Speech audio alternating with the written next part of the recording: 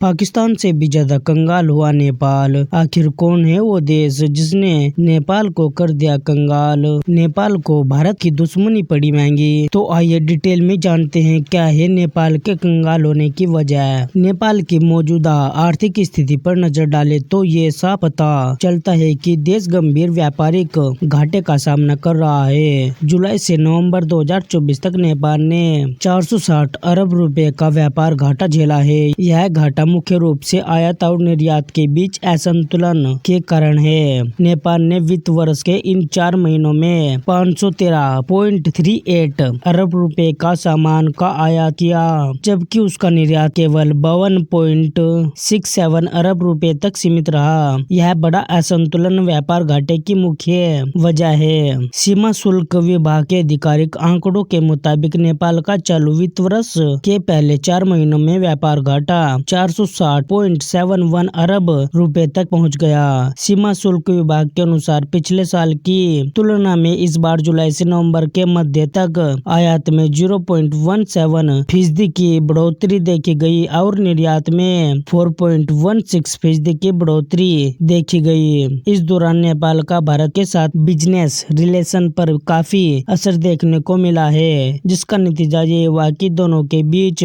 281 अरब रुपए का घाटा हुआ। उदाहरण के तौर पर महज जुलाई से नवंबर के बीच में नेपाल ने भारत से 317 अरब रुपए का सामान इंपोर्ट किया, जिसमें डीजल 29.4 अरब रुपए का, पेट्रोल 21.56 अरब रुपए का और एलपीजी 18.85 अरब रुपए का लिया। ये कुछ प्रमुख चीजें थी, जबकि इसके बदले में नेपाल ने सिर्फ 36 अरब रुपए का सामान भारत को दिया। प्रधानमंत्री केपी शर्मा ओली के नेतृत्व में नेपाल ने चीन के साथ अपने संबंधों को मजबूत किया। इस बीच खबर है कि वो एक बार चीन के दौरे पर फिर जा रहे हैं। ओली सरकार ने BRI समझौते पर हस्ताक्षर किए, जिसका भारत ने विरोध किया था। शायद इसी कारण नेपाल को आर्थिक रूप से नुकसान उठाना पड़ा। व्यापार घाटे को कम करने के लिए नेपाल को निर्यात क्षमताओं को बढ़ावा देना होगा और आयात पर निर्भरता कम करनी होगी। इसके साथ ही चीन और भारत दोनों के साथ